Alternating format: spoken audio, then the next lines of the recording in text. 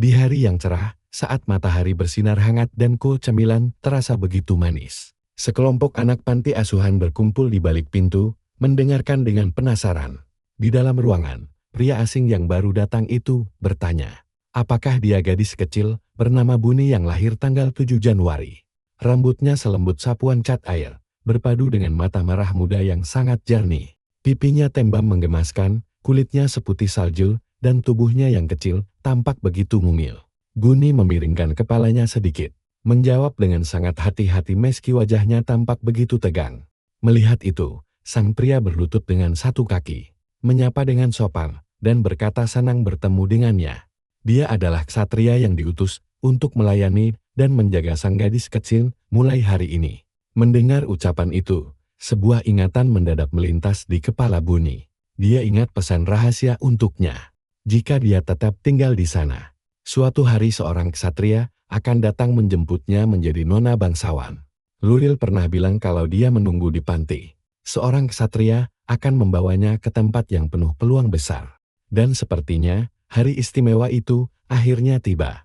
Ingatan manis yang tiba-tiba muncul itu seketika membuat mata bulat milik Buni berbinar penuh harapan. Inilah saat yang dia tunggu-tunggu. Sebuah kesempatan untuk mengubah nasibnya menjadi jauh lebih indah. Matanya berbinar cerah mendengar janji itu. Namun dengan cepat dia menggelengkan kepala kecilnya kuat-kuat. Tidak, dia tidak boleh menurunkan kewaspadaannya begitu saja.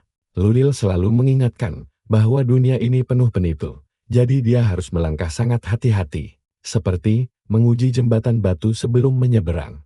Gadis kecil itu juga harus menyembunyikan rencana rahasianya rapat-rapat dan mulai menguji kesetiaan sang ksatria dengan cerdik. Buni bukan nona bangsawan. Mengusap air mata dengan lengan baju adalah trik yang sangat penting. Kata Lurin, air mata seorang gadis adalah senjata rahasia untuk meluluhkan hati pria dengan mudah. Tapi tidak, itu tidak benar. Dari semua bukti yang ada, Nona Buni memang benar-benar berdarah murni dari keluarga Adipati Udia. Keluarga Adipati luar biasa menakjubkan. Mata Buni berbinar indah sembari menelan ludah, karena gugup. Jadi sekarang Buni seorang nona Adipati mendengar itu. Sang pria sempat tertegun heran, sebelum akhirnya mengangguk pelan. Benar sekali Buni langsung menutup mulut kecilnya dengan terkejut. Membuat mata bulatnya melebar sempurna. Sebenarnya apa itu keluarga Adipati? Itu adalah keluarga bangsawan luar biasa kaya, yang selalu diceritakan dalam buku dengan pengantar tidur. Luril sering membacakan kisah fantasi romantis terbaik untuk anak-anak iblis kecil. Sebuah latar belakang megah tentang pertemuan takdir yang sangat luar biasa indah. Sosok ayah iblis terkuat dan sang bayi protagonis imut yang memiliki masa lalu kelam. Status yang sangat luar biasa hebat. Buni mengepalkan tangan mungilnya dengan tekad yang bulat. Akhirnya, Buni bisa pergi ke kediaman Adipati itu juga. Dia menggelengkan kepalanya perlahan. Lalu mengepalkan tangan kecilnya jauh lebih erat dari sebelumnya. Tunggu, menjadi putri Adipati rasanya ada yang aneh di sini. Menjadi putri Adipati berarti dia anak kandung mereka. Padahal Buni memiliki ayah dan ibu yang berbeda, lalu mengapa sekarang dia menjadi putri Adipati? Padahal dia hanya menjalankan misi rahasia untuk menjadi raja iblis yang keren dan hebat di masa depan saat tumbuh dewasa nanti. Astaga, tidak mungkin mata Buni melebar karena terkejut saat memikirkan hal itu. Persis seperti kisah-kisah di dalam tumpukan buku dongeng yang sering dibacakan oleh Luril. Pasti ada kesalahpahaman besar yang membuat dirinya diadopsi secara tidak sengaja. Di buku dongeng, sang anak selalu mengira dirinya adalah putri kandung yang sebenarnya. Bayi protagonis yang seumurannya diadopsi karena dikira sebagai anak kandung dari sang ayah yang sangat kuat. Sebagai anak palsu, dia hanya bermimpi tentang hari saat dia harus melarikan diri nanti. Sang protagonis kecil yang tumbuh bahagia, akhirnya sadar dia bukan putri kandungnya. Lalu bersiap untuk pergi meninggalkan rumah. Apakah Buni juga diadopsi hanya karena sebuah kesalahpahaman? Buni, satu-satunya yang menyadari rahasia besar tanpa diketahui siapapun. Menekan jantungnya yang berdebar kencang dengan kedua telapak tangan kecilnya. Haruskah Buni mengaku dengan jujur? Dia merenungkannya dengan wajah yang tampak sangat serius. Luril pernah berpesan, kamu membutuhkan orang dewasa sampai kamu tumbuh besar nanti. Jadi saat Buni sudah dewasa nanti, barulah dia bersiap untuk melarikan diri. Tidak, Buni akan memanfaatkan talon ayahnya yang kuat. Dia bukan bayi biasa yang cuma butuh kasih sayang. Buni hanya memanfaatkan mereka layaknya orang dewasa yang cerdas. Buni akan menguras habis kantong uang manusia itu, tumbuh dengan hebat, lalu menjadi Raja Iblis Agung yang ditakuti. Menutup mulut dengan tangan mungil seukuran daun boko, dia terkikik membayangkan senyum liciknya. Setidaknya itu yang ada di kepalanya. Pria itu tampak kaku. Tatapan sang kesatria yang sedang berlutut itu melembut sesaat. Lalu lengkungan sangat tipis muncul di sudut bibirnya. Tentu saja, saat Buni membelalakan mata bulatnya lebih lebar lagi dan mendongak ke atas. Wajahnya langsung kembali kaku dan dingin seolah tidak pernah terjadi apa-apa sebelumnya. Saya senang Anda menyukainya, jadi maukah Anda ikut dengan saya? Mata Buni berbinar saat dia dengan cepat menyambut tangan hangat yang diulurkan pria itu. Merasakan genggaman tangan mungil yang begitu lembut. Sudut bibir sang kesatria berkedut sekali lagi. Dengan lincah, Buni berpegangan pada pagar pembatas, lalu menaiki anak tangga satu demi satu menuju kamarnya. Dia mengeluarkan tas kelinci hitam hadiah ulang tahunnya dulu. Lalu mulai mengemas barang-barangnya dengan sangat hati-hati. Dia memasukkannya jauh ke dalam wadah. Bagian paling bawah tas ditaruh boneka kelinci kesayangannya bernama Toto yang selalu mengusir mimpi buruk. Pisau mainan tumpul bergagang kuning yang biasa dia sebut sebagai alat kerja pentingnya. Bahkan celengan gajah miliknya yang penuh dengan koin tabungan hasil jerih payahnya. Persiapan untuk menjadi Raja Iblis Agung yang hebat kini sudah siap. Buni juga tidak lupa mengemas boneka beruang pelindung yang membuatnya berani. Talenan kayu kecil yang lutu hingga buku harian milik Luril. Lalu dia menggendong ransel kelincinya yang sudah tampak sangat penuh. Begitu selesai merapikan semuanya, dia berpegangan pada pembatas tangga dan perlahan melangkah turun ke bawah. Anak-anak panti asuhan rupanya sudah menunggu di bawah dengan mata berkaca-kaca. Buni, apakah kamu benar-benar akan pergi? Ya, Buni akan pergi ke kediaman Adipati. Ternyata Buni putri seorang Adipati. Tapi apakah dia benar-benar tega meninggalkan mereka? Bagaimana kami bisa hidup tanpamu? Apalagi tanpa bubur daun kentang lezat buatanmu itu. Acar madu ubi jalar manis buatanmu, bahkan keberanianmu memimpin kami menyelinap ke gudang makanan. Sentuhan ajaibmu yang bisa mengubah roti sekeras batu menjadi sangat lembut dan renyah kembali. Kami takkan lupa minuman penyegar yang selalu ampuh mengusir rasa lelah kami. Kami takkan lupa. Di tengah tangisan sedih dan anak-anak kecil yang memeluk kakinya. Anak-anak polos ini benar-benar masuk perangkap Buni. Kini seluruh panti asuhan sudah tunduk kepadanya. Membuat Buni tersenyum puas dalam hati. Setelah setahun penuh berhasil menaklukkan panti asuhan dengan gemilang, Buni akhirnya berbalik untuk melangkah pergi. Saat dia hendak melangkah keluar pintu, sang kepala panti memegang pundaknya dan membalikkan tubuhnya perlahan.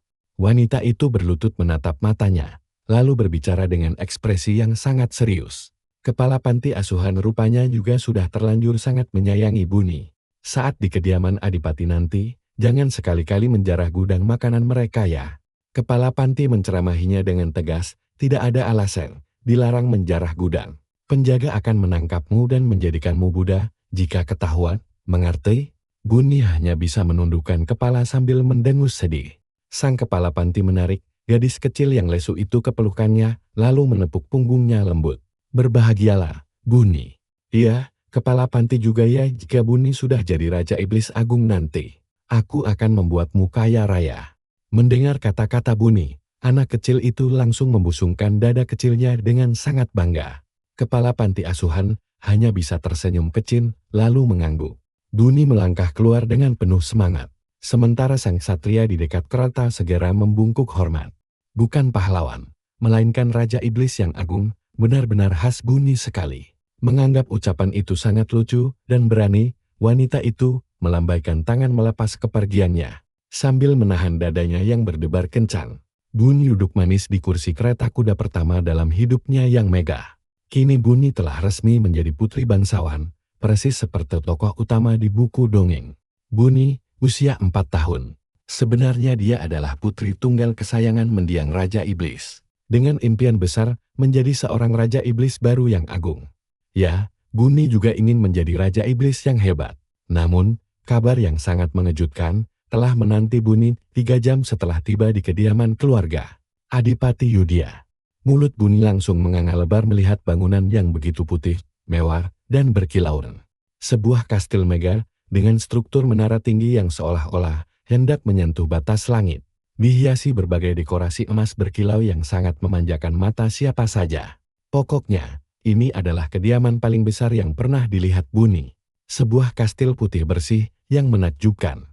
Di dalam sana, ada banyak sekali orang yang mengenakan jubah putih bersih, berlalu lalang tanpa henti. Sebagian membawa buku tebal, sementara yang lainnya mengenakan baju zirah perak mengilap yang tampak sangat gagah. Keluarga Adipati Yudhya rupanya adalah dinasti pahlawan yang selalu melahirkan para pendeta taat, serta ksatria suci yang legendaris. Ada pendeta agung dan santa. Mereka memimpin perang melawan kaum iblis menuju kemenangan. Sebuah keluarga yang menjadi musuh bebuyutan ras iblis. Buni yang sejak tadi memperhatikan, tiba-tiba langsung menahan napasnya dengan erat. Di saat yang sama, dia merasa seolah ada batu raksasa yang siap runtuh menimpa kepalanya. Mulut mungilnya pun kembali terbuka lebar. Manis, di antara orang-orang berjubah putih itu, ada beberapa bajingan yang, maksudnya, orang-orang yang sangat berbahaya, orang berbahaya, ya, orang kuil. Jadi jangan pernah dekati tempat itu. Terutama para ksatria suci yang berpakaian serba putih dari ujung kepala hingga kaki. Mereka harus sangat kamu hindari. Mereka tidak punya belas kasih dan sanggup melahap anak sekecil dirimu dalam satu gigitan saja. Peringatan dari Luif langsung terlintas di benaknya, membuat mata Buni melebar saat menatap ke atas. Saat dia menyadarinya, Rodenhainer tampak membungkuk sedikit untuk menjelaskan sesuatu kepadanya. Sembari menjelaskan, sepotong kain putih bersih terlihat mengintip dari balik jubah sang ksatria. Ksatria kuil Rodenhainer ternyata seorang ksatria suci. Apakah kini Bunin berada dalam bahaya besar? Jika mereka tahu dia adalah calon Raja Iblis Agung, apakah mereka akan langsung memakannya hidup-hidup? Sambil gemetaran, Buni melangkah mundur perlahan untuk menjaga jarak tepat 3 langkah dari Rodenhainer. Tentu saja bagi Rodenhainer, jarak itu tidak sampai 1 langkah dewasanya. Pipi Rodenhainer berkedut. Namun dia berusaha keras menjaga ekspresinya tetap tenang saat mulai berbicara. Tenang saja, aku adalah ksatria murni dari keluarga Yudhya. Syukurlah, dia bukan orang kuil, jadi Buni benar-benar aman sekarang. Merasa puas dengan jawaban itu, Buni tersenyum lebar dan langsung menempelkan dirinya kembali ke kaki Rodenhainer. Lagi pula, ada terlalu banyak orang berbaju putih, menakutkan di sekitar sini. Rodenhainer sama sekali tidak mengerti tingkah Buni yang terus maju mundur. Wajahnya tampak dipenuhi rasa bingung. Rodenhainer terdiam sejenak sebelum akhirnya berdeham pelan untuk mencairkan suasana yang canggung. Bagaimanapun juga, keluarga Adipati Yudhya telah melahirkan para pendeta agung dan ksatria suci selama turun-temurun. Tidak hanya itu saja, ketahuilah, ini satu-satunya keluarga suci yang berhak memimpin ksatria ilahi yang kekuatannya melampaui ksatria suci biasa. Kubu meritokrasi murnihan, apa itu? Matanya berputar pusing mendengar kata-kata sulit itu. Tentu saja, karena Buni sebenarnya anak yang sangat jenius. Ia berhasil mempelajari bahasa manusia hanya dalam 1 tahun di panti asuhan. Meskipun pengucapannya masih kaku dan tata bahasanya berantakan. Bagaimanapun, ia hanyalah anak kecil yang belum memahami istilah-istilah rumit. Itu hanya pikirannya sendiri, tentu saja. Setelah merenung cukup lama dan memilih kata dengan hati-hati, Buni akhirnya memberanikan diri untuk berbicara. Keluarga otot suci bukan, maksudnya keluarga mulia yang mengutamakan kemampuan. Intinya mereka hebat, sama-sama keluarga Dukai, jadi pasti ada sosok ayah iblis yang sangat kuat di sini. Karena hanya tahu satu keluarga Dukai dari cerita Lurin, Buni tersenyum lebar dan mengangguk ragu. Mendengar itu, Rodener menyahut dengan ekspresi yang tampak bangga. Dan itu adalah garis keturunan langsung keluarga Duk Yudhya yang memimpin perang melawan bangsa Donkin menuju kemenangan beberapa tahun lalu. Petir dan guntur seolah menyambar tepat di atas kepala Buni. Tentu saja, itu semua hanya bayangan Buni sendiri. Si penjepit pemusnah iblis, keluarga Duk Yudhya yang sangat mengerikan. Begitu pintu tertutup, si kecil Buni berdiri menyandarkan punggungnya ke kayu sambil gemetar. Gemas sekaligus kasihan melihatnya. Kedua tangannya segera menutupi matanya. Menekan erat seolah ingin melenyapkan seluruh dunia dari pandangannya. Dia tampak sangat lesu, Suaranya terdengar mencicit pelan dan serak ke arah lantai. Kenyataan ini terlalu berat untuk dipikul anak berusia 4 tahun, namun terasa sangat nyata dan menekan. Dia telah diadopsi ke dalam keluarga Duke yang sangat berbahaya. Tiba-tiba, ia teringat pesan yang selalu diucapkan oleh pengasuhnya. Sayang, jika kau dekat dengan orang kuil, jangan pernah biarkan mereka tahu kalau kau pewaris Raja Iblis Agung. Mengerti? Bahkan di sarang macan sekalipun, tetaplah waspada agar kau bisa bertahan hidup. Lakukan saja itu, dan kau akan benar-benar aman, selamat tanpa kurang suatu apapun. Ya, bayi kita memang istimewa, selama kau menyembunyikannya. Hampir tidak ada yang akan menyadarinya. Kejahatan yang sempurna bukan, maksudnya bertahan di sarang macan. Tetap waspada dan sepenuhnya aman. Aku juga harus bisa menghadapi sarang macan ini dengan baik. Bunny melangkah kecil mengitari ruangan sempit itu, tidak ada permata berkilau di sana. Tidak ada kelambu cantik yang menghiasi ranjang, tercium bau yang agak aneh. Ruangan ini sedikit apek, tapi setidaknya ini adalah kamar khusus untuk dirinya sendiri. Dibandingkan di panti asuhan yang harus berbagi dengan anak lain, tempat ini terasa cukup lumayan. Meski begitu, Bunny menggelengkan kepalanya kuat-kuat. Berdasarkan buku fantasi romantis Luril, semua bayi calon Raja Iblis Agung memang harus tumbuh di lingkungan yang keras. Dan setelah itu, mereka akan ditemukan oleh sang ayah iblis yang luar biasa kuat. Begitulah polanya. Kukira aku yatim piatu, tapi ternyata aku adalah seorang putri. Atau mungkin, akulah pewaris yang sesungguhnya. Atau kisah tentang iblis kasta terendah yang ternyata adalah Bunny sang Raja Iblis Agung di tengah ujian berat. Sayang, untuk menjadi seorang Raja Iblis Agung, kau memang harus melewati banyak sekali rintangan. Tapi tidak apa-apa, dengan catatan lurid, kau bisa menyelesaikan semua ujian itu sekaligus. Selesaikan sekarang juga ya, jadi sayang, kau harus bisa bertahan meski tanpa Luril di sisimu. Anak baik akan mendapatkan elusen di kepala. Bunny diam-diam mengangkat lengan pendeknya untuk menepuk kepalanya sendiri beberapa kali. Lalu menjatuhkan dirinya ke lantai dengan kaki selonjoran. Bunny mulai menata semua barang bawaannya dalam satu baris yang rapi. Dengan tangan mungilnya, ia menyusun setiap benda itu dengan sangat hati-hati. Ia meletakkan totosi beruang boneka Raja Iblis Agung dan boneka gajah di dekat tempat tidurnya. Dia menghela napas, lalu menyeka keringat yang sebenarnya tidak ada menggunakan punggung tangannya.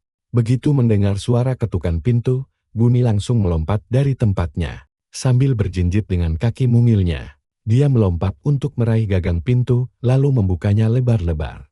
Sosok pertama yang terlihat adalah seorang wanita berambut merah menyala dengan seragam pelayan. Wanita dengan wajah sedingin Rodenheiner itu membungkuk dari pinggang untuk memberi salam. Senang bertemu dengan Anda, Nona Bunny. Saya Jesse, pelayan yang ditugaskan untuk membantu Anda mulai hari ini. Saya siap melayani Anda. Halo, saya adalah penyihir akan tahu persis. Jika mereka tahu Bunny ditakdirkan jadi Raja Iblis Agung, mereka pasti akan memakanku. Keluarga Adipati Yudia itu sangat berbahaya dengan cakar mereka, kalian penyihir agung. Bunny, usia 4 tahun, pipi Jesse berkedut mendengar deklarasi ambisi Bunny yang menggelegar. Pelayan bernama Jesse itu segera merapikan ekspresi wajahnya. Mulai hari ini, Nona Bunny adalah anggota cabang keluarga ke-52 dari Adipati Yudia. 52, sebuah angka. Bunny membuka telapak tangan mungilnya yang mirip daun mapet, lalu menghitung satu persatu. Kemudian memiringkan kepalanya. Apakah 52 lebih besar dari 20? Itu 22 kali, ditambah 12 lagi. Angin dingin tiba-tiba berembus di antara Bunny dan sang pelayan Jesse. 22 kali dan 12, kepala Bunny rasanya berputar-putar. Dia sudah menggunakan seluruh jari tangan dan kakinya, tapi berapa kali pun mencoba. Tetap saja tidak cukup. Pokoknya, itu jumlah yang sangat banyak. Bunny sekarang adalah seorang putri di kediaman Adipati. Benar, Nona Bunny adalah nona ke-16 di antara 52 nona dan tuan muda. Hayalan tentang sosok ayah iblis super kuat yang tertawa gembira sambil memeluk dan memutar-mutar. Tubuhnya di udara kini hancur berkeping-keping. Ini Annette di dalam dongeng. Karakter utama biasanya memonopoli seluruh kasih sayang ayah iblis seorang diri. Melewati hari-hari kecil yang lucu dengan menjahilinya. Lalu tumbuh menjadi Raja Iblis Agung yang luar biasa. 52 anak, punggung ayah iblis pasti bungkuk. Bagaimanapun, dengan 52 orang, Guni pasti terabaikan. Apakah hidup Guni benar-benar hancur sekarang? Mengingat kebiasaan Lurin, mengucapkan kalimat itu setiap kali keadaan memburuk. Guni pun berlutut lemas di tanah, setidaknya dalam pikirannya. Membuat Jess bingung. Jiwa Guni seolah-olah baru saja melayang keluar dari tubuhnya. Kediaman ini disebut sebagai rumah ujian.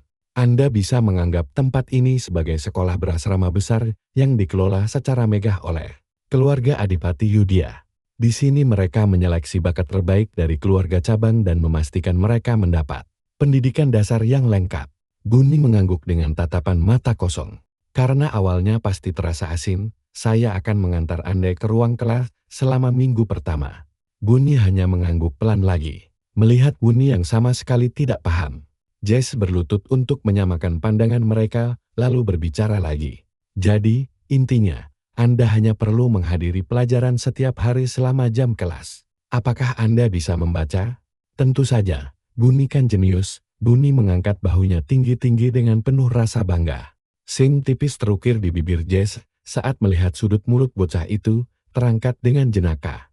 Anda akan memulai pelajaran di kelas F, tingkat yang paling mudah. Tergantung pada nilai Anda bisa naik tingkat hingga mencapai kelas A. Jika Anda sudah bisa membaca, Anda pasti bisa menaikkan peringkat dengan sangat cepat. Guni mengerjap mendengar penjelasan yang bertubi-tubi itu. Dan upacara pemanggilan akan segera diadakan. Jika Anda berhasil memanggil makhluk yang hebat di sana, peringkat Anda akan langsung melonjak tinggi. Makhluk panggilan?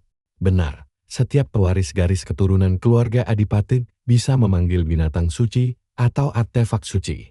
Bagaimanapun, berkah dari para dewa mengalir deras di dalam darah keluarga Adipati Yudhya. Kepala Guni menoleh dengan kaku seperti engsel berkarat, hampir tidak bisa bergerak. Guni tidak memiliki berkat dewan, Luril sudah mengatakannya sendiri. Kekuatan para dewa dan kekuatan iblis saling bertolak belakang. Saat kekuatan suci yang kuat menyentuh iblis lemah, ia akan berubah menjadi abu dan tubuhnya hancur lebur.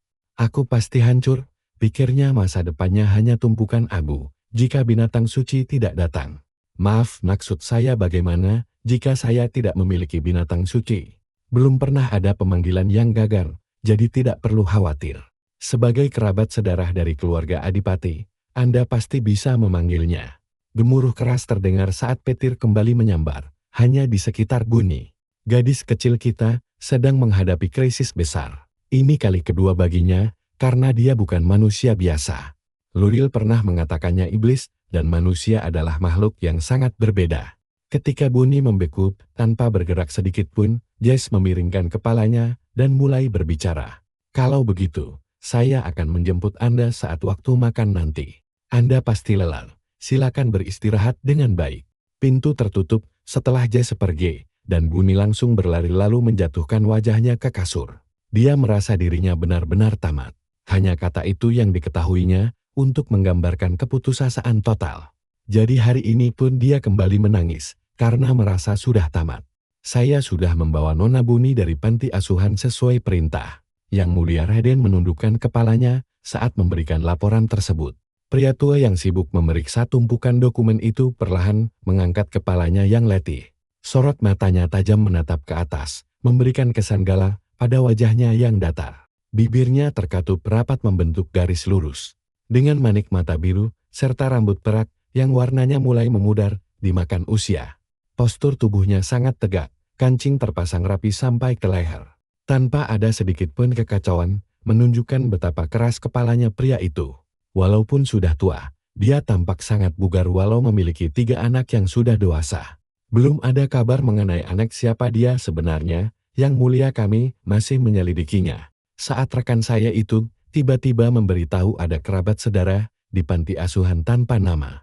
Saya pun bertanya-tanya apa masalah sebenarnya. Pertambahan anggota keluarga sudah menjadi masalah tersendiri bagi mereka. Sosok tua itu mendecakkan lidahnya dengan ekspresi tidak senang. Begitu dia tahu siapa orang bodoh tidak bertanggung jawab yang menelantarkan anak kandungnya sendiri di panti asuhan tanpa nama itu. Dia sama sekali tidak berniat untuk membiarkan mereka lolos begitu saja. Keluarga Adipati Yudhya adalah sebuah dinasti suci sejak lama. Mereka membawa darah para dewa yang diwariskan turun-temurun dari generasi ke generasi. Sebab seluruh keturunan mereka mewarisi darah suci tersebut, baik tebal maupun tipis. Hingga mampu memanggil makhluk suci, mereka menjaga silsilah keluarga dengan sangat ketat. Mereka tidak ingin darah suci tersebut bocor keluar dan menyebar sembarangan di dunia. Meskipun begitu, seiring berjalannya waktu, jumlah anggota keluarga mereka terus bertambah banyak. Hingga kini, sebagian besar penduduk di wilayah kekuasaan mereka adalah anggota keluarga cabang Adipati. Bahkan, untuk keluar dari silsilah keluarga Adipati pun, seseorang harus menjalani ritual pemutusan berkat dewa. Dinasti tersebut, yang pada awalnya hanya terdiri dari sedikit orang saja, kini telah berkembang sangat pesat berkat rencana yang dipaksakan leluhur mereka sejak generasi lalu.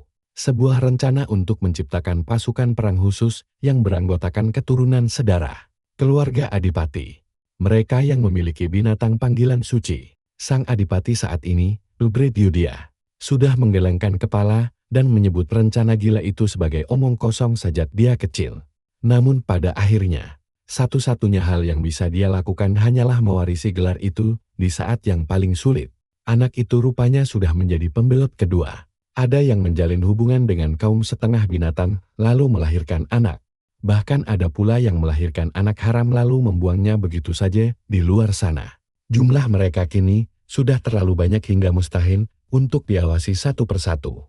Karena itulah, dia berniat menghentikan semua urusan rumah ujian ini di generasinya sendiri. Jika anak-anak yang ada sekarang tidak mencapai standar sebelum menginjak usia 20 tahun, dia berencana memutuskan berkah mereka beserta keluarganya lewat ritual, lalu memberikan bantuan hidup sebagai gantinya. Jika tidak akan ada jalan lain untuk menangani cabang keluarga yang terus membengkak dan akan terus bertambah di masa depan. Gadis kecil itu tampaknya sudah lama tinggal di panti asuhan. Jadi anak seperti apa dia sebenarnya? Mendengar pertanyaan dari Duki Lubrit Yudhya, Roden terdiam sejenak sambil membayangkan sosok Buni. Pipi gembilnya yang menggemaskan saat berjalan, terhuyung-huyung membawa tas yang hampir sama besar dengan tubuhnya. Senyum cerahnya, serta jemari mungilnya yang seperti sosis kecil.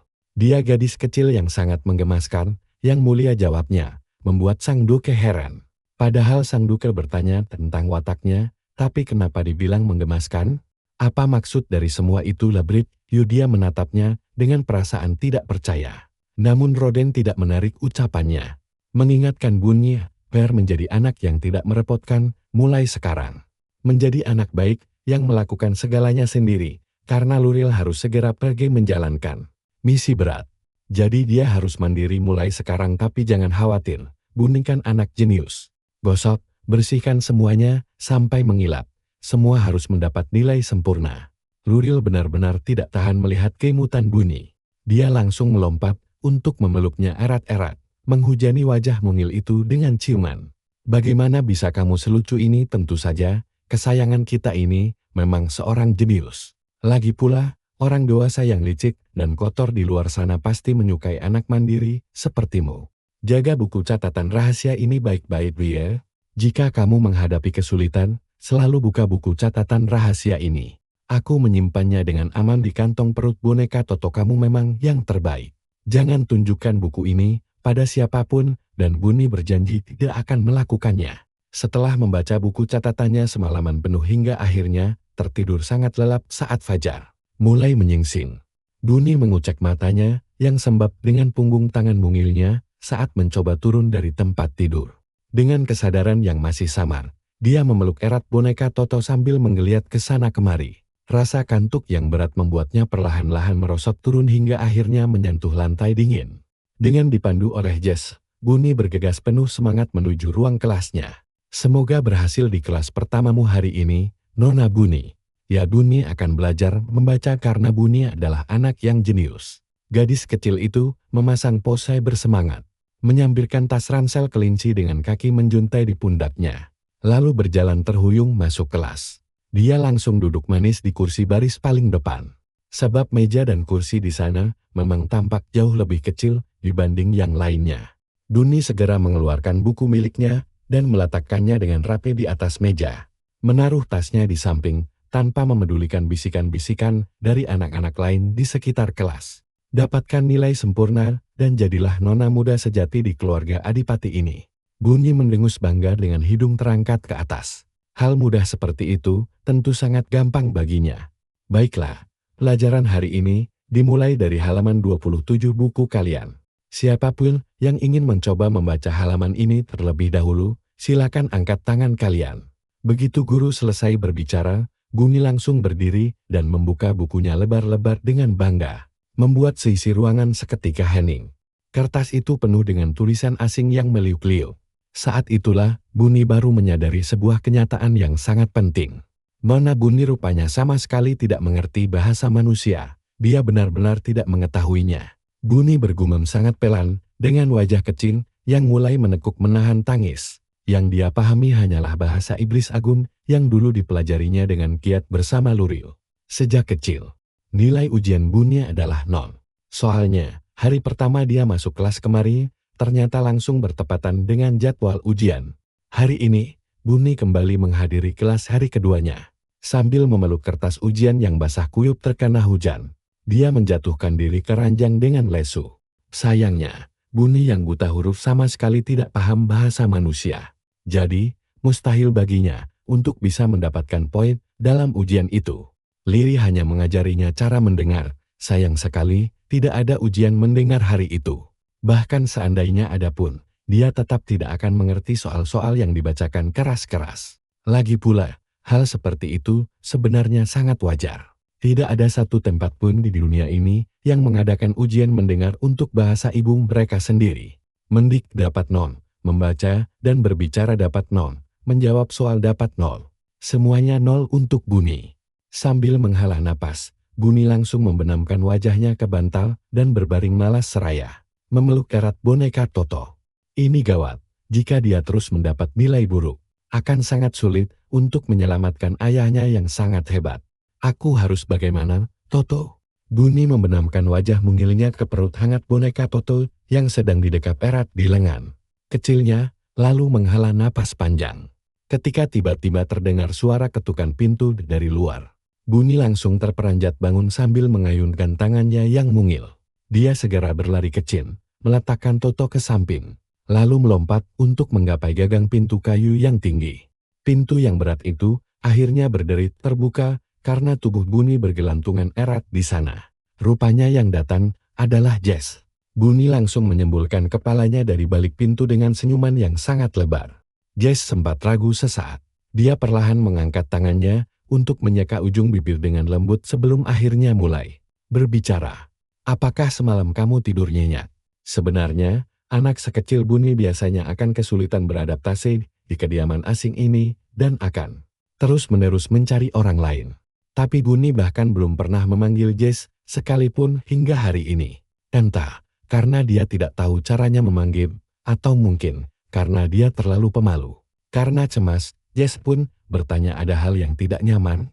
Jika kamu kesulitan untuk mandi atau berganti pakaian, panggil saja aku kapan saja. Mendengar ucapan tulus Jess, Buni langsung menegakkan punggungnya dengan bangga sambil membusungkan dada kecilnya. Buni bisa melakukan segalanya sendiri dengan sangat hebat tanpa bantuan siapapun. Mandi 10 menit, lalu menggosok rambut dengan sabun sampai bersih. Dia benar-benar seorang anak yang cerdas. Meski tidak mengerti aksara manusia dan mendapat nilai 0, Buni adalah anak baik yang tidak ingin menyusahkan orang lain. Buni mengedikkan bahunya dengan santai. Jess mengangguk perlahan meski wajahnya tampak sedikit bingung. Barangkali sifat dewasanya terbentuk karena hidup di panti asuhan. Padahal tidak baik untuk tumbuh terlalu cepat. Merasa sangat iba di dalam lubang hatinya, Jess menggigit bibirnya erat dan terdiam 1000 bahasa. Benar, Buni sama sekali tidak merepotkan dan sangat mandiri. Saat Buni tersenyum lebar seraya mengacungkan jempolnya, tatapan mata Jess justru meredup karena merasa bersedih. Namun, kepercayaan diri Buni yang sempat hancur akibat nilai 0 di kertas ujiannya, kini langsung kembali seketika berkat Jess. Membuatnya mengangkat bahunya kembali dengan penuh semangat yang membara. Bukankah Luril pernah berkata bahwa Buni anak yang jenius? Jess menatap lembut ke arah Buni yang sedang terkakah gele karena teringat kembali kenangan indah bersama Luril dahulu. Rasa cemas sedikit melintas di wajahnya, tapi Jess, kamu datang untuk menemui Buni. Baru saat itulah Jess teringat tujuannya. Dia sempat terdiam sebelum mulai berbicara. Tidak ada hal lain, tetapi karena kamu adalah nona terakhir yang memasuki kediaman tahun ini. Tanggalnya sudah ditetapkan hari ini. Tanggal upacara pemanggilan yang pernah kukatakan sebelumnya. Petir dan kilat kembali menyambar tanpa henti di atas kepala Bunny. Bunny benar-benar lupa tentang upacara pemanggilan itu. Banyak orang akan berkumpul untuk menghadiri upacara pemanggilan tersebut. Jadi jika memanggil binatang suci hebat atau pusaka suci, dan seseorang menyukaimu, apa kamu bisa mendapat pelindung atau sponsor? Tanya Bunny penasaran. Ya, di antara kerabat langsung maupun kerabat jauh sang duke. Jika ada yang ingin merawatmu, mereka akan menjadi wali pelindungmu. Wali bisa menugaskan pelayan pribadi, ksatria, memberi uang jajan atau hadiah. Mereka akan menjadi pelindungmu.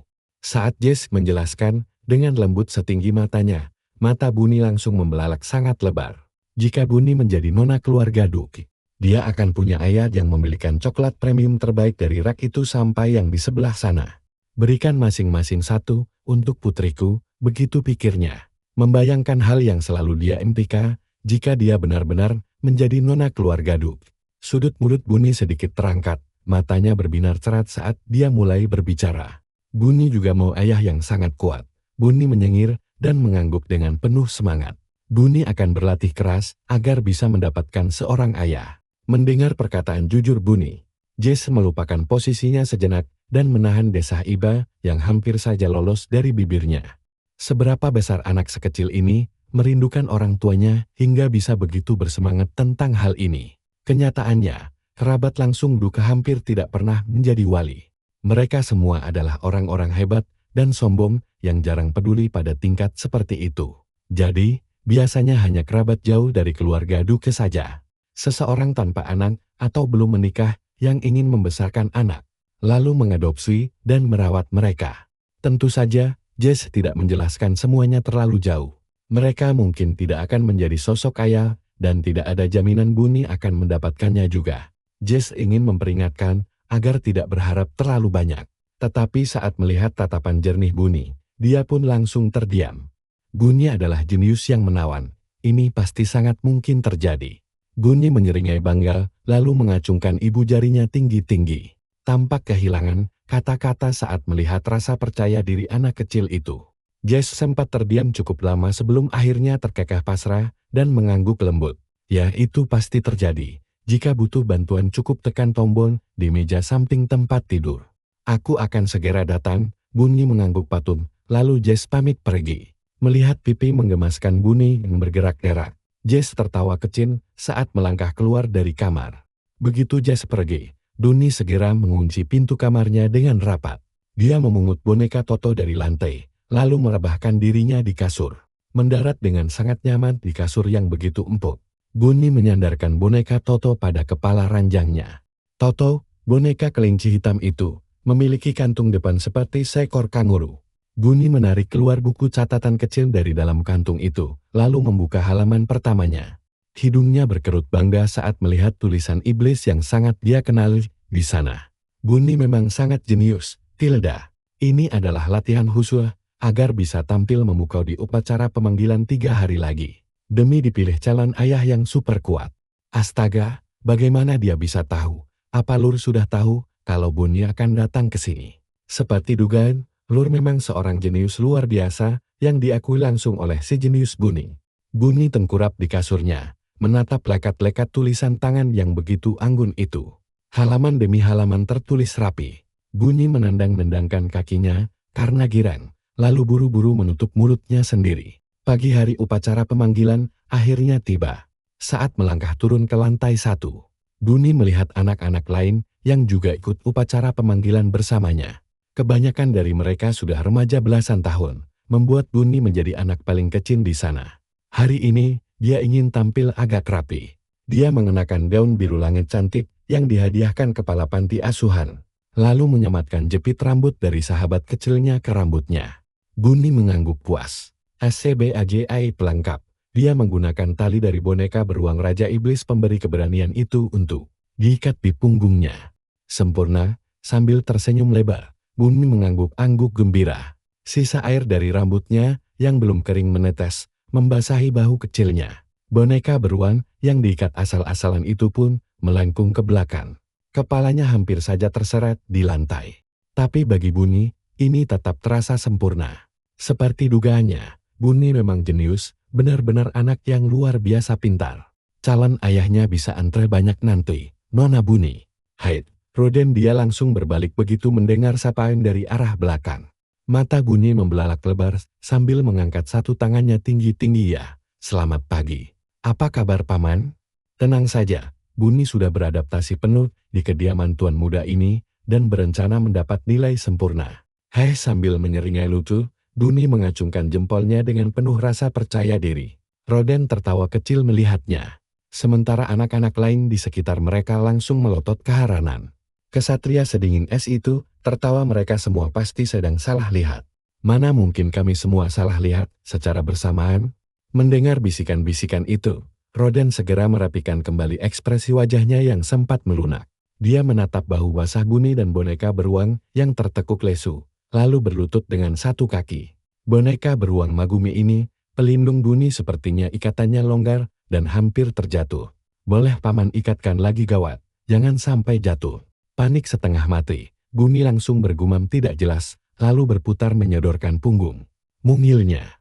Melihat boneka itu bergoyang lunglai, Roden harus menahan senyum yang hampir lolos dari bibirnya. Sambil ditonton anak-anak yang terkejut, dia mengikat ulang tali boneka itu. Sudah selesai, terima kasih Paman, ucap Gun tepat saat Jess bertepuk tangan. Baik, karena semua sudah berkumpul, mari kita berangkat sekarang juga. Anak-anak berbaris mengikutinya. Roden berdiri, tatapannya tetap tertuju pada Buni. Mari jalan, Paman. Dengan jawaban penuh semangat, Buni melangkah menuju kediaman utama bersama Magumi yang kini terikat aman. Tapi Roden, sebenarnya kita mau pergi kemana? Tanya Buni penasaran. Kita akan pergi ke kuil kecil di dalam bangunan utama kediaman Adipati Yudhya. Aula di sana hanya dibuka saat upacara pemanggilan, makanya sering disebut ruang pemberkatan. Mendengar penjelasan itu, Buni langsung melongo kaget setengah mati. Setelah sekian lama tidak berjumpa, pertemuan menegangkan terjadi antara sang kepala keluarga Adipati Udya dengan putra-putranya. Udara di ruangan itu terasa sangat menyesakan. Ketegangan lama dipicu karena mereka selalu mangkir dari tugas formal dan lebih memilih berfoya-foya. Di dalam aula leluhur, tatapan dingin itu kini berubah menjadi permusuhan terang-terangan.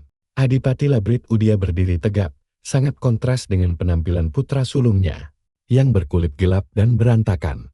Pakaian dengan kancing terbuka itu jelas menunjukkan kurangnya rasa hormat terhadap kedudukannya. Kelancangan putra sulung yang mengabaikan ritual suci seperti upacara pemanggilan terasa sangat nyata. Menganggap ritual itu sebagai mainan anak-anak hanya membuat kekesalan sang duke semakin terlihat jelas. Hubungan antar saudara yang kurang akur ini membuat suasana pertemuan semakin memanas. Sindiran tajam dari sang adik perempuan kepada kakaknya kian memperkeruh keadaan. Kebiasaan buruknya dalam berjudi dan berpesta langsung memicu reaksi pembelaan diri yang sengit. Teguran tegas dari sang ayah yang kecewa kini berubah menjadi ajang saling tuduh yang sangat kacau. Di tengah kemarahan sang duke karena nama suci keluarga Yudhya telah dikotori, sang kakak mencoba berkilah dengan menyebut kebiasaan buruknya itu sebagai misi mengumpulkan informasi rahasia. Sembari ia mempertanyakan mengapa adik laki-lakinya yang sangat tertutup itu akhirnya mau keluar meninggalkan kuil suci yang tenang. Menyadari situasi mulai menyudutkannya, pria itu pun dengan cepat mengubah siasat. Di tengah meja teh yang bising, si bungsu tetap diam tenang. Ia memiringkan cangkir tehnya, sedikit mengernyitkan dahi, lalu meletakkannya kembali dengan sangat santai.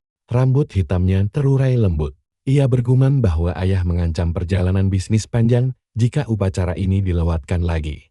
Rasa bosan dan lesu yang mendalam terpancar jelas dari sosok pria itu. Suaranya terdengar sangat kering, namun begitu lembut, mengundang decakan kesan dari Labrit Yudhya. Lebih baik kita mulai saja sekarang, agar cepat selesai. Waktu terbuang sia-sia, dan anak-anak sudah mulai berdatangan. Ujar pria berkulit gelap itu sembari menyisir rambutnya secara perlahan dengan jemari. Geraman mirip binatang buas terdengar pelan. Omong-omong, anak-anak nakal yang kabur waktu itu juga ikut hari ini kan? Setengah manusia, setengah binatang, seperti anak kucing telantar saja. Jaga bicaramu di depan anak-anak, aku penasaran, apakah ini akan gagal atau justru berhasil besar. Meski ditegur sang duke, pria berkulit gelap itu hanya terkekeh santai, tersenyum lebar, lalu berdiri. Ya, tidak perlu berharap banyak, tapi mari kita pergi sekarang. Begitu si bungsu yang sangat lesu itu selesai berbicara, mereka berempat segera berdiri, meninggalkan mansion putih berhias emas tersebut. Mulut kecil Bunny terbuka sangat lebar. Tempat Bunny mengantre bersama anak-anak lainnya adalah sebuah kuil kecil yang terletak di dalam area kediaman sang duke. Lebih tepatnya, aula sangat besar di dalamnya yang menyerupai kuil itu adalah ruang pemberkatan. Aula megah langsung terlihat begitu mereka melangkah masuk ke dalam. Meja kecil diletakkan di bagian tengah. Banyaknya kursi yang ditata melingkar seperti pagar pembatas membuat ruang pemberkatan ini terlihat sangat mirip dengan ruang sidang.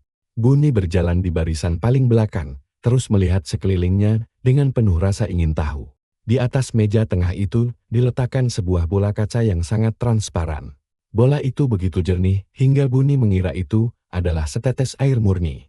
Nona dan para tuan muda sekalian, tolong berdiri di sebelah sini dahulu. Saat nama kalian dipanggil, silakan maju ke depan dan ikuti petunjuk yang diberikan. Mata Bunny berbinar mendengar ucapan Jesse, asisten lembut yang datang untuk membantu menjaga semua anak di sana. Mengingat kembali isi catatan rahasia yang pernah diberikan oleh Luril kepadanya waktu itu, tubuh kecil Bunny bergetar karena sangat bersemangat. Sesuatu yang luar biasa akan segera terjadi padanya. Sejauh yang diketahui Bunny, hanya ada satu hal menakjubkan seperti itu di dunia ini. Aku pasti akan memanggil naga yang sangat kuat. Kata-kata Luril tidak pernah salah. Jadi kali ini dia pasti bisa memanggil sesuatu yang luar biasa juga. Semburan api dari mulutnya boom, naik di atas punggung naga dan terbang tinggi menembus awan. Ia berdiri mengantre tepat di belakang Bunny. Bunny, yang terhanyut dalam hayalan tentang calon ayahnya, mengusap bawah hidungnya dengan begitu bangga. Ya ampun, anak dengan kemampuan sehebat ini. Biarkan aku jadi ayahmu. Aku akan merawatmu dengan penuh kasih sayang, panggillah aku ayah. Minimal bakatmu harus sehebat ini. Akan kubuatkan kastel dari coklat terbaik jika kau mau jadi anakku. Bocah kelinci yang tampak kucel itu adalah majikan dari seekor naga. Benar-benar tidak bisa dipercaya. Wajah menggemaskan itu tidak membantunya sama sekali apa. Bahkan ingin menjadi raja iblis. Ia benar-benar tenggelam dalam awan lembut hayalan yang terus meluas. Bunny menghabiskan waktu membayangkan para calon ayah berebut mendapatkan dirinya. Sebelum ia mendadak mematung dan langsung membungkam mulutnya sendiri. Rahasia Raja Iblis Agung. Tersadar kembali ke dunia nyata dengan cepat, Bunny menggelengkan kepalanya kuat-kuat. Lalu ia menyeringai nakal dan kembali terjun ke dalam dunia fantasinya yang tanpa batas. Bocah kelinci kucel itu adalah majikan sang naga. Mana mungkin aku percaya, tak peduli seberapa imut wajahnya. Bahkan berambisi menjadi penyihir hebat. Aku butuh buktinya tanam, ini buktinya. Di dalam bayangannya, Bunny duduk manis di bangku panjang dan menyilangkan kaki-kaki pendeknya yang menggemaskan secara canggung. Sambil menyeruput jus jeruk dari cangkir gajah, tangan satunya bergoyang memberi isyarat, dan di belakangnya, seekor naga hitam legam meraung dahsyat. Ya ampun, jadi itu nyata. Aku belum pernah melihat anak sehebat ini. Maukah kau bergabung denganku, sayang? Bunny benar-benar memesona. Orang dewasa menyukai anak imut, yang mandiri dan tidak merepotkan. Dan Bunny bisa menangani segalanya sendiri, ia sama sekali tidak menyusahkan. Malah sangat menggemaskan. Ditambah lagi, ia adalah calon pemilik masa depan dari seekor naga kuat dan Raja Iblis Agung. Bagaimanapun ia memikirkannya, dirinya memang terlalu luar biasa. Semuanya serba sempurna, naga. Waktunya terbang tinggi dan bermain di awan. Yang Mulia Adipati Lutbrid Yudia, Satria Suci Pertama, Kapten Klein Yudia, Saint Salimudia, dan Tuan Muda Turial Yudia memasuki ruangan. Saat Bunny masih melamun jauh, sebuah suara yang menggelegar tiba-tiba terdengar. Begitu Bunny mendongak, ia melihat orang-orang yang tadinya mengobrol di sana-sini. Seketika berdiri dan membungkuk rapi. Baru saat itulah Bunny menyadari ruangan itu dipenuhi banyak orang yang duduk mengelilingi mereka. Mulut kecilnya langsung ternganga. Anak-anak lain di sekitarnya juga ikut menundukkan kepala. Astaga, Bunny pun panik. Mengepakkan kedua tangannya menyadari tugasnya. Buni buru-buru menundukkan kepalanya dalam-dalam ke depan. Tentu saja, kali ini ia merentangkan kedua tangannya lurus ke belakang agar tidak goyah atau tersandung. Dengan kata lain, ia berpose seperti seekor burung kecil yang baru akan terbang. Namun, hal itu tetap tidak bisa mencegah bencana tubuh kecilnya yang kembali terlipat dua. Mendengar kekahan kecil dari suatu tempat, telinga Buni langsung tegap saat ia perlahan mengangkat kepalanya. Pinggangnya tentu saja masih membungkuk, hanya kepalanya yang sedikit mendongak ke atas. Pada saat itulah, matanya bertemu dengan pandangan orang-orang yang duduk di kursi tinggi di sana. Buni memiringkan kepalanya dengan heran. Lalu ia baru sadar mata mereka bertemu dan langsung menundukkan kepalanya kembali. Pria berkulit gelap di sana langsung memalingkan wajah dengan bahu yang berguncang menahan tawa. Sementara pria tua yang tampak sangat galak di tengah memberikan tatapan tajam padanya. Buni menoleh dengan bingung, dan baru saat itulah ia mendengar helaan napas tertahan dari segala penjuru ruangan. Adipati Lebrit Yudhya juga ikut terbatuk kecil dengan sangat canggung. Tidak boleh ditunda lagi, mulai sekarang juga.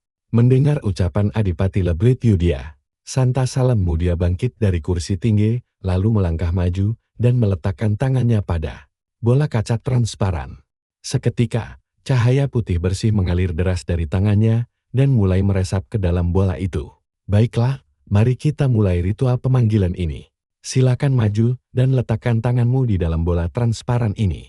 Mulai sekarang, begitu namamu dipanggil, majulah terlebih dahulu, Tuan Muda Andrew. Dan begitu saja ritual pemanggilan dimulai di tengah kabut yang bagai mimpi. Buni melompat mundur lalu dengan cepat bersembunyi di balik pilar besar terdekat. Bukan, lebih tepatnya itu kaki Rodenhainer. Dia salah mengiranya sebagai pilar. Sebenarnya, bersembunyi di belakang Roden sama sekali tidak menutupi tubuhnya. Astaga, baju Roden juga putih. Karena ini adalah acara besar, Roden datang mengenakan seragam formalnya yang berwarna putih bersih. Apakah kamu baik-baik saja? Ada yang terluka, Har?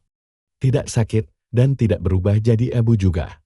Jika kekuatan suci yang kuat menyentuh iblis lemah, mereka akan menjadi abu lalu lenyap. Jadi, kau harus sangat berhati-hati. Namun, Buni ternyata baik-baik saja. Itu berarti Buni sebenarnya sudah tumbuh menjadi sangat dewasa. Sudah sangat jelas bahwa kekuatan Buni jauh lebih kuat daripada orang itu. Buni sama sekali tidak menyadari bahwa Santa Salam Mudia adalah puncak kekuatan suci. Dia justru mendongak bangga dan membusungkan dadanya lebih lebar. Buni merosot turun dari pangkuan Roden, memberikan senyuman yang sangat bangga, lalu kembali menatap lurus ke depan. Ritual pemanggilan itu terus berlanjut saat para tuan muda dan nona muda membangkitkan berbagai makhluk panggilan. Selanjutnya, Tuan Muda Alan, silakan melangkah maju. Pendeta itu berbicara dengan nada enggan, membuat Buni mengiringkan kepalanya penasaran sambil mengamati dengan napas tertahan. Entah mengapa, saat pendeta memanggil nama anak itu, seluruh aula besar seketika menjadi sangat sunyi. Setelah keheningan singkat itu, desas-desus mulai ramai terdengar di antara kerumunan orang. Bisikan-bisikan mulai terdengar. Kata-kata kasar seperti binatang, kotor, dan aib menusuk langsung ke telinga Buni. Ketuk-ketuk, dia langsung berbalik begitu mendengar suara langkah kaki. Seorang anak laki-laki yang berdiri sendirian di kejauhan berjalan mendekati meja tempat bola kaca berada. Sekilas dia terlihat berusia sekitar 10 tahun dengan rambut abu-abu yang khas. Ditambah mata emas seperti kucing yang terlihat sangat mencolok. Apakah dia akan memanggil monster dengan kekuatan yang luar biasa? Tapi kenapa dibilang kotor? Saingan berat Buni. Anak itu berjalan kaku dengan wajah tegang, menatap tajam bola itu sambil mengernyitkan dahi. Lalu menusukkan tangannya ke dalam bola kaca. Anehnya, begitu dia melakukannya, rasanya seperti ada lubang yang langsung menembus bola itu. Tangannya langsung menyelinap masuk begitu saja. Anak-anak yang memasukkan tangan mereka ke dalam bola itu tiba-tiba saja tertidur di tempat. Dengan mata terpejam, mereka berdiri kaku seperti patung, tangan masih di dalam. Lalu setelah beberapa menit, atau bahkan sampai 10 hingga 15 menit, mereka akan membuka mata dan menarik tangan mereka. Di tangan anak-anak yang menarik kembali lengannya, tampak ada sesuatu yang memancarkan cahaya terang. Saat mereka membuka telapak tangan kecil mereka, rasanya sungguh keajaiban yang nyata. Cahaya itu akan melayang lembut dari dalam lalu berubah bentuk menjadi bendai yang jatuh ke pelukan mereka. Cahaya dari anak-anak lain berubah menjadi anak kucing, burung seperti elang, hingga anak rusa. Tentu saja itu tidak selalu berupa makhluk hidup. Beberapa menarik keluar belati kecil, sementara yang lainnya mendapatkan gelang berkilau. Bagaimanapun, setelah penantian yang cukup membosankan itu, sekarang sudah giliran yang kelima. Bunny berada di urutan ke-6, jadi tepat setelah anak laki-laki ini, giliran dia tiba. Bunny berusaha menenangkan tubuhnya yang gelisah saat memperhatikan sang rival yang membuat semua orang begitu tegang. Bahkan setelah 10 menit, lalu 20 menit berlalu. Anak itu tetap diam tak bergerak sedikit pun. Tak kuat menunggu lama lagi, kaki kecil Bunny akhirnya menyerah begitu saja. Pada akhirnya, Bunny langsung duduk lesehan di lantai seperti pedagang kaki lima, sambil meluruskan kedua kakinya ke depan. Astaga, apakah Anda baik-baik saja, Nona Roden? Pria itu segera menggendong Bunny yang tampak kelelahan. Sementara Jesse yang berada dekat di sana, langsung membawakan kursi. Bahkan setelah mereka berdua mendudukkan Bunny, masih butuh waktu yang cukup lama bagi Alan. Bocah yang sebelumnya tampak tertidur itu, akhirnya perlahan membuka matanya kembali. Alan menarik tangannya keluar dari bola ajaib. Lalu cahaya kelabu sewarna rambutnya mulai berpendar dari telapak tangannya. Begitu Alan membuka kepalan tangannya, cahaya abu-abu itu melayang ringan dan perlahan-lahan mulai membesar. Cahaya itu turun ke sisi Alan, memanjang dan melilit tubuh mungilnya dengan lembut. Saat cahaya itu meredup dan membentuk wujud nyata, mulut Bunny langsung menganga lebar karena terkejut. Seekor ular raja raksasa. Hanya dengan sekali lirik saja, ukuran ular itu jauh lebih panjang daripada tinggi badan Alan. Sang ular melingkari tubuh bocah itu dan dengan santai meletakkan kepala segitiganya tepat di pundak Alan. Hewan itu menjulurkan lidahnya, tampak sangat perkasa, sesuai dugaan, dia rival yang hebat. Namun, karena Bunny berniat memanggil naga yang super besar, pertempuran ini jelas akan dimenangkan oleh Bunny. Sayang sekali, cuma ular yang menakutkan. Seperti dugaan, anak haram setengah manusia dan setengah binatang itu sama sekali tidak pantas berada di kediaman Ducal. Benar sekali, keturunan binatang liar harusnya dikurung di kandang hewan sajan berak. Suara hantaman keras menggema di aula yang luas itu. Seketika membungkam bisik-bisik berisik dari segala penjuru. Bunny kaget mendengarnya, lalu langsung mendongak. Aku ada di sini, tapi kalian masih saja berani mengobrol dengan sangat berisik. Suara itu milik seorang pria tua dengan wajah yang sangat menyeramkan. Kakek seram. Gawat, orang dewasa kan benci suara berisik. Di tengah keributan itu, Alan kembali duduk di sebelah Bunny dengan wajah yang tegang. Bunny melompat turun dari kursinya, lalu menutup mulut mungilnya rapat-rapat dengan kedua tangan. Kemudian dia berjinjit pelan mendekati Alan. Alan yang berdiri diam di sudut dengan tangan bersilang, langsung membeku saat melihat Bunny melangkah mendekatinya. Wajah gadis itu terasa familiar, karena belakangan ini seluruh kediaman sedang heboh membicarakannya. Si anak haram yang baru saja masuk ke dalam kediaman mereka. Alan segera mengenali identitas Bunny dan langsung cemberut saat mulai berbicara. Apa Harry, bolehkah aku menyentuh ular rajamu? Melihat mata Bunny yang berbinar-binar penuh harap, Alan mengerjap lalu mengangguk dengan canggung. Saat Alan membungkuk sedikit, Bunny menjulurkan tangan mungilnya yang menggemaskan untuk mengelus kepala ular itu. Tubuhnya sedikit gemetar merasakan kulit ular yang dingin. Namun hewan melingkar itu terlihat sangat keren. Bunny menahan rasa irinya dengan dewasa, lalu perlahan menggeser tangan mungilnya ke bawah. Alan tertegun melihat ekspresi sombong Bunny yang tiba-tiba mendengus penuh percaya diri. Tidak apa-apa, juara 2 juga masih sangat bagus. Tapi pemenang pertamanya tentu saja Bunny. Karena Bunny nanti akan memanggil naga raksasa yang hebat. Bunny mengusap hidungnya, lalu menepuk-nepuk pundak Alan dengan penuh rasa bangga. Melihat tatapan Bunny yang entah, kenapa terasa menyebalkan itu, alis Alan langsung berkedut kesal. Hat, memangnya apa yang sedang kau bicarakan sedari tadi? Tidak apa-apa. Menjadi juara 2 tidak memalukan, kan? Bunny akan memanggil Raja Naga Raksasa, memanggil apa? Tanpa memedulikan gumaman kebingungan Alan, Bunny langsung berbalik dan menatap tajam ke arah pendeta. Saat Bunny berbalik, mata mereka saling bertemu. Sang pendeta tersentak, lalu berdaham keras beberapa kali sebelum akhirnya mulai bicara. Akhirnya, Nona Buni, silakan maju ke depan. Buni langsung mengacungkan tangannya, lalu melompat-lompat kecil menghampiri meja itu. Boneka beruang bertanduk imut di punggungnya ikut bergoyang mengikuti setiap lompatan kecil gadis. Mungil itu.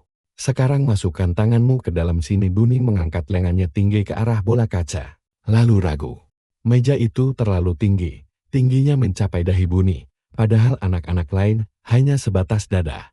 Kami akan ambilkan kursi, gumam sang pendeta pelan, sembari menutup mulut dan memberi isyarat.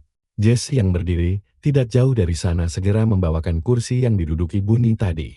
Jess memegang ketiak Buni, mengangkatnya yang menggelantung naik ke atas kursi. Dia bahkan melepaskan boneka yang tampak mengganggu itu dan menyerahkannya pada Buni. Di tengah kesunyian yang mencekam, persiapan itu selesai, dan Buni akhirnya bisa menyentuh bola kaca tersebut.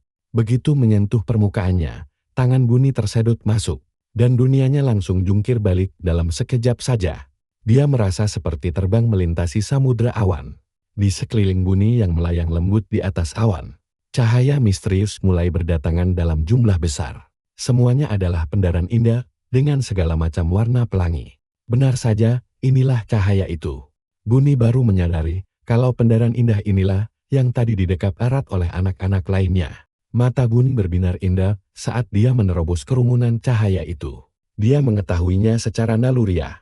Ada seekor naga di sini, cahaya raksasa yang bisa terbang membelah langit luas. Buni mengepalkan tangan kanannya ke depan, mengayuh kakinya panik sembari meluncur tengkurap di udara. Dia melesat maju dengan stabil. Entah bagaimana, Buni terus menghindari kepungan cahaya yang mendekat demi mencari naga idamannya.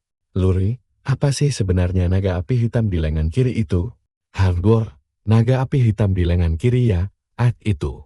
Itu adalah naga hitam pekat super kuat tingkat raja yang mendampingi Raja Iblis Agung. Katanya, kalau naga itu bersemayam di lengan kirimu, keberanian besar akan bangkit dan kamu bisa melakukan apa saja.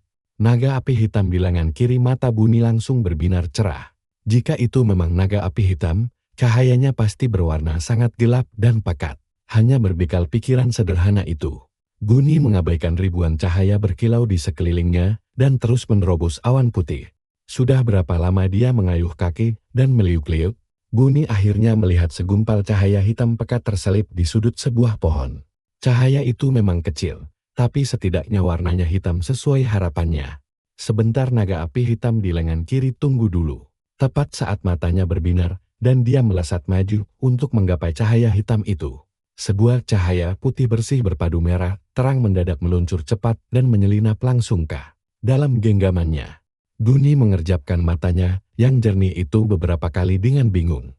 Dia menoleh ke arah cahaya hitam pekat tadi yang entar, mengapa kini tampak sedikit bergetar. Lalu dia melihat kembali cahaya putih merah yang terpaksa mendekam di dalam genggaman mungilnya. Cukup lama Buni terus memejamkan matanya, 10 menit, 20 menit, hingga 30 menit berlalu. Ketika hampir 1 jam terlampaui, bisik-bisik kebingungan akhirnya mulai terdengar riuh dari sekeliling ruangan.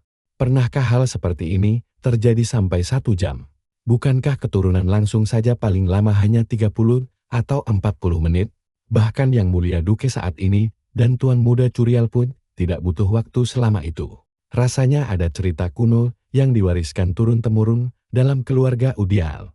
Semakin lama ritual pemanggilan itu berlangsung, semakin agung pula entitas yang akan dipanggil. Semakin lama prosesnya, semakin besar kemungkinan monster suci legendaris atau pusaka suci akan muncul. Sesuatu yang akan terukir dalam sejarah selamanya. Terlebih lagi, keluarga Yudia saat ini sedang berada di era emas, di mana para keturunan langsung melahirkan begitu banyak talenta hebat.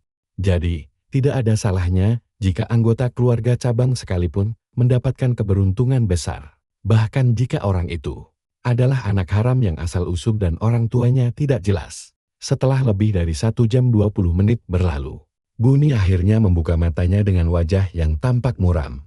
Saat Buni membuka tangannya, seberkas cahaya putih bersih melayang lembut lalu meletup dengan suara yang sangat pelan. Seruan kagum. Tiba-tiba terdengar riuh dari berbagai penjuru ruangan itu.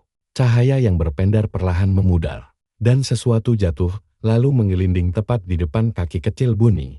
Bisik-bisik kagum dari orang-orang di sekitar langsung terhenti seketika. Sebuah telur? Bukan, itu cuma sebutir telur puyuh, gagal total. Dalam benak Buni, barisan calon ayah impiannya tampak mencibir lalu berbalik pergi meninggalkannya. Begitu saja. Buni akhirnya terduduk lemas dengan kedua lututnya tepat di depan telur puyuh itu. Itu adalah saat di mana Buni mencoba melepaskan apa yang sedang digenggamnya. Tiba-tiba saja dunia terasa berputar dan tubuh mungil Buni seperti ditarik paksa ke arah bawah. Naga api hitam kesayanganku. Tangisan sedih Buni pun menggema di atas hamparan lautan awan yang sunyi. Tentu saja, makhluk yang dikira naga api hitam itu tidak pernah mendarat di tangannya. Sambil sesenggukan, Buni memeluk erat telur yang menggelinding di lantai itu. Menatap telur puyuh malang itu, ia menelan kesedihan karena kehilangan sang naga. Sungguh tidak ada kata yang bisa menggambarkan betapa hancur hatinya saat itu. Buni gagal total dan menangis kencang. Rodenheiner tampak kebingungan saat melihat Buni memeluk erat kakinya. Membenamkan wajah ke seragam putihnya yang bersih sambil menangis tersedu-sedu. Ia menatap Jesse dengan pasrah. Luri pembohong, semuanya sama sekali tidak hebat. Padahal ia mengira karena cahayanya sangat besar dan megah, makhluk yang dipanggil pun akan luar biasa besar. Namun nyatanya, ukurannya jauh lebih kecil dari telapak tangannya. Bahkan lebih kecil dari sebutir telur biasa. Itu adalah telur terkecil yang pernah dilihatnya. Membuat rencana mencari ayah gagal total karena ia bahkan belum bisa membaca. Naga pun tidak ada. Padahal rencana menjadi Raja Iblis Agung harus tetap dirahasiakan. Apakah ini berarti Buni hanyalah anak biasa? Jelas sekali tidak akan ada ayah yang menginginkannya. Di semua kisah dari Luril, tidak pernah ada ayah iblis terkuat yang menyayangi anak tak berdaya. Buni mungkin hanya tiruan dan bukan yang asli, namun ia masih calon Raja Iblis Agung.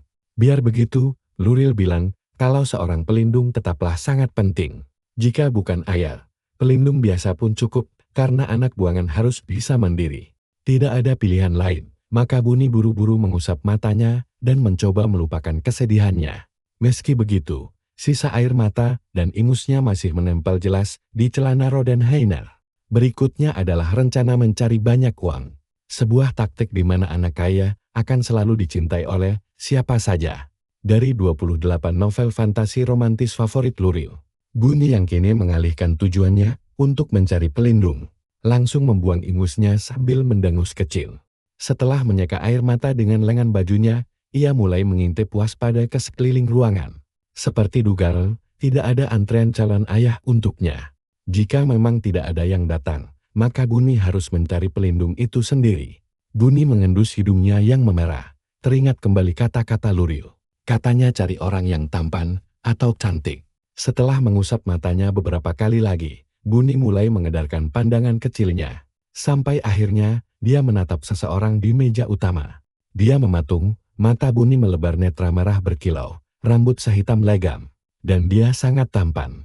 Lolos, Buni langsung memberi cap setuju dalam hatinya. Karena semua sosok pelindung, para ayah super kuat dalam dongeng yang Buni tahu, pasti berambut hitam dan bermata merah. Ditambah lagi, dia juga tampan seperti kata Lurin, jadi dia benar-benar lolos tanpa ragu. Calon pelindung Buni, padahal saat ini Buni sama sekali tidak punya kelebihan. Mengharap sosok ayah mungkin berlebihan, tapi kalau sekadar pelindung tampaknya sangat bisa. Tentu saja, di saat Buni sedang hanyut dalam hayalannya, keadaan sekitar mendadak sunyi senyap akibat kekacauan tak terduga. Saat dia memanggil sebutir telur dari monster suci yang belum lahir, Elbrit Yudia menyipitkan matanya, lalu berdiri dari kursinya tanpa suara. Semuanya kalian sudah bekerja keras dalam melakukan ritual pemanggilan ini. Aku akan bicara dengan kalian secara pribadi nanti. Mari kita akhiri hari ini. Mendengar ucapan sang adipati yang menutup acara, semua orang yang menonton pun mulai berdiri. Lalu sebanyak mungkin dari kalian harus menghadiri perjamuan nanti malam. Ini kesempatan bagus bagi yang sudah lama tidak bertemu anak-anak kalian untuk berbincang dengan nyaman. Dengan suaranya yang dingin membekukan, Elbrit Yudia beranjak, lalu menghilang dalam sekejap. Begitu Elbrit Yudia pergi, anak-anak yang tadinya berdiri, dengan sangat anggun langsung berlarian meninggalkan tempatnya. Di saat yang sama, Beberapa orang di kursi penonton bergegas menuruni anak tangga. Tepat ketika Bunyi menolehkan kepalanya dengan raut wajah yang tampak bingung. Anak-anak itu membuang topeng ketenangannya begitu sampai di dalam dekapan hangat orang tua. Mengganti kepura-puraan mereka dengan sikap manja khas anak-anak. Dari tempatnya berdiri, Bunyi memperhatikan aula yang kini mulai dipenuhi kehangatan keluarga. Orang tua sibuk mengkhawatirkan anak laki-laki mereka yang berlari terlalu cepat, sambil menenangkan anak perempuan mereka yang menangis karena hasil pemanggilan biasa saja. Ruangan itu pun mulai dipenuhi binar kebanggaan dari para orang tua. Di tengah riuhnya pelukan hangat ini, perbedaan mereka terasa sangat nyata. Ketika anak-anak lain sedang dipuji demi kehormatan keluarga mereka, Bunyi dan seorang anak laki-laki bermata emas bernama Alan berdiri membisu. Dua jiwa yang tersisih di tengah lautan kehangatan keluarga. Bunyi mendekap Momi semakin erat ke dadanya, lalu mendadak kaku saat merasakan sebuah tatapan dari atas kepalanya. Tatapan yang tajam. Dia mendongak cepat, dan matanya kembali bertemu dengan pria yang masih duduk sendirian di kursi kehormatan. Pria itu adalah salah satu kandidat incaran Bunyi. Bukan calon ayah Bunyi, melainkan calon pelindungnya. Saat mata mereka bertemu, Bunyi langsung tersenyum cerah dan menganggukkan kepalanya. Saking bersemangatnya, kepalanya hampir saja membentur lantai lagi. Pria yang melihat Bunyi mengayunkan tangan untuk menegakkan tubuhnya kembali itu terdiam sejenak, sebelum akhirnya berdiri dengan sangat perlahan. Namun setelah memberi salam seheboh itu, Bunyi langsung berbalik dan berlari pergi. Pria yang tanpa sadar dipilih oleh Bunyi itu adalah Mukjizat Yudhya, seorang jenius tanpa tanding utusan Tuhan yang lahir di tempat salah. Sosok monster yang dikutuk iblis. Turil Udhya, pria yang sejak lahir sudah memikul segala jenis julukan buruk di pundaknya. Menatap lekat anak kecil mirip kelinci yang baru saja menyapanya dengan riang lalu kabur begitu saja. Rambut selembut air dengan mata pink berkilauan. Gadis kecil itu sudah langsung menarik perhatiannya sejak pertama kali melangkah masuk. Dengan sebuah boneka tanpa baju terikat erat di punggungnya. Sejujurnya, dia sama sekali tidak punya tata krama bangsawan, bahkan tidak ada barang sedikit pun. Namun saat mengingat bungkukan 180 derajat yang mencuri perhatian semua orang, sudut bibirnya pun sedikit terangkat. Bayangkan saja, dia bahkan berhasil mengusir ayah mereka. Orang lain mungkin mengira sang adipati pergi dengan amarah yang meluap. Tetapi Turil Udhya tahu betul sang ayah kabur karena tidak bisa menyembunyikan bibirnya yang gemetar. Gemetar menahan tawa akibat keluh kesah bocah itu, juga kata kasar tak terduga bencana total. Sebenarnya, semua anak yang melangkah masuk ke rumah ujian ini setidaknya sudah pernah menerima pelatihan etika dasar sebagai bangsawan dari keluarga mereka masing-masing. Mereka adalah anak-anak yang pikirannya sudah cukup dewasa untuk memahami arti uang, kekuasaan, dan kehormatan, sehingga mereka sangat ingin memberikan kesan pertama yang baik demi kesuksesan. Karena itulah tidak ada satupun yang terasa imut. Tapi bagaimana dengan Bunyi? Dia tengkurap begitu saja di lantai lalu berjalan, merangkak dengan sangat lincah menggunakan tubuh mungilnya itu. Sangat mustahil menemukan anak lain yang benar-benar polos dan murni seperti dirinya. Dia dan saudara-saudaranya dulu sama sekali tidak menggemaskan saat kecil. Jadi sangat wajar jika sang ayah tidak bisa menahan bibirnya yang bergetar. Anak-anak sang adipati memang tidak ada yang imut waktu kecil. Pantas saja pria itu langsung memilih kabur. Ternyata, dia menyukai hal imut. Tentu saja, hampir tidak ada yang mengetahui rahasia kecil itu selain dirinya. Bagaimanapun, anak bernama Bunyi ini adalah salah satu dari dua masalah paling rumit di keluarga Adipati Udhya. Bocah yang ditemukan oleh binatang suci ayahnya. Karena binatang suci yang menemukannya, dia pasti mewarisi darah keluarga Adipati. Meskipun statusnya adalah anak haram yang asal-usulnya masih misteri. Sambil memikirkan hal itu, Turil perlahan menyipitkan matanya. Sesuatu yang sangat aneh terpancar dari dirinya. Turil Udhya memiliki kepekaan yang luar biasa tajam dibanding siapapun terhadap kaum Daunkin. Dan dari anak itu, dia bisa merasakan energi yang teramat tipis, sebuah energi yang sangat mengganggunya. Sang pembenci kaum Daunkin. Tempat tujuan bocah mungil itu setelah menyapanya adalah masalah rumit lainnya di kediaman ini. Sang pemuda bernama Allen. Anak laki-laki itu berdiri dengan wajah kaku dan hendak melangkah pergi layaknya seekor serigala yang angkuh. Namun bajunya ditarik dengan sangat gigih oleh sang gadis kecil. Mereka tampak sedang berbicara, namun suaranya tidak terdengar sampai ke sini. Meski Allen terlihat cemberut, dia tetap sedikit membungkukkan badannya agar bisa sejajar dengan tinggi mata si kecil.